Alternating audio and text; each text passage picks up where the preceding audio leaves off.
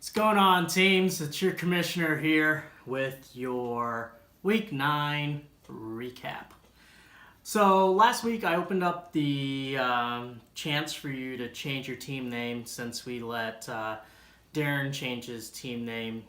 So felt it was fair to open it up in case anybody did. Thought for sure there'd at least be one taker, but turns out nobody decided to change your name. I know one person flirted with the idea of doing it, but said, nah, I'm not going to take my chances with the luck and have bad luck with changing my name, so they decided to keep it. So all the names are in, and nobody's changing other than Darren, who did his a couple weeks ago. So that's that. All right, just as a quick reminder, trade deadline, I should say, is coming up soon. Wednesday, November 21st. You do have to have your trades in by 12 p.m. Eastern. So that is the day before Thanksgiving, 12 p.m. Eastern. So if you're going to make any trades, you better make them soon, because pretty soon after that date, there will be no more trades. Okay, so we'll get on with the Week 9 recap and our primetime music. There you go. All right, so for the 5th time this season, Dropping Deuces is our points leader with 166 points. That is actually the 3rd highest points total ever in our league history. In the process of accomplishing that record, he also destroyed his opponent, Jerking Goff, and outscored him by 94 points. Hello. Alright, so as you know, he's the proud owner of his Mini Saints team, and they did quite well. How well? Let's see. Drew Brees scored 33 points. Michael Thomas scored 33 points. And Alvin Kamara scored 29 points. That is a total of 95 points. Those 3 players alone were enough to, that's just crazy. That would have beat 7 teams this week with that score. So that's amazing. His record really doesn't reflect, how capable his roster is, and he should have a better record than his roster reflects. He's won $30 so far because he had 4 wins prior to this week. 2 of them were straight up wins and 2 of them were ties. So that totals $30. And so far with that, plus the $10 to you now have $40. So well done, congrats, and kudos to you. All right, other winners this week. Team 904 Net with 119 points. Team Fear Sandra with 119 points as well. Camel Toe Killer with 97 points. Jolly Beeh with 95 points. And Pretzels Expand in Your Stomach with 91 points. Congrats, teams. All right, our scoring leaders this week. For number 1, it's a 3-way tie. Obviously, Drew Brees and Michael Thomas both scored 33 points from Team Dropping Deuces. And Kareem Hunt also had 33 points from Team Jollibee. And then at number 2, Jared Goff scored 30 points from Team Jerking Golf. And then at number 3 is a 2-way tie, Alvin Kamara with 29 points from Dropping Deuces. And Patrick Showtime Mahomes having a great season in his second year with 29 points from Team 904 Net. All right, so that brings us to the come on, man, not so top three. The following segment is for entertainment purposes only. Viewer discretion is advised.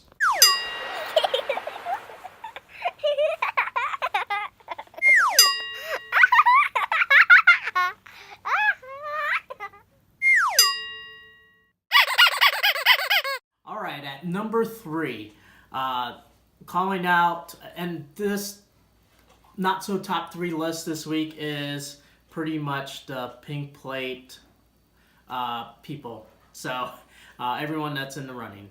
So at number 3 is the Bone Cracker, sitting in last place in the East. He actually had another close loss, but a loss is still a loss. Looking at your roster, there really wasn't much you could have done. The only thing you could have done to get a win would be if you had changed out your flex and had Trey Burton in, who had 8 points, versus Tyler Lockett, who had 2 points. That's a point difference of 6 points. And then also in the running back spot, if you'd put in Doug Martin, who had 6 points, versus Kenyon Drake, who had 2 points, that's a 4-point difference. That would have got you to win. But other than that, there wasn't a whole lot you could have done. Not having the season I'm sure you thought you were going to have. You're sitting at 2-7 and definitely on pace to be in the pink plate playoffs. So you get a come on, man. All right, at number 2, never see it coming. Defending champ, 2-time champ, I should say. But probably not going to be a 3-time champ. You're sitting in last place in the West. And this week, you were blown out by 49 points. There really wasn't anything you could have done to get a win. Even if you'd played all of your bench players with your starters, you still wouldn't have had enough to win. And so now you're 2-7, and you are also on pace to make the pink plate playoffs. So you get a come on, man. And then at number 1, Deadpooling. You are actually second to last in the East, sitting in 5th place with a record of 2-6-1.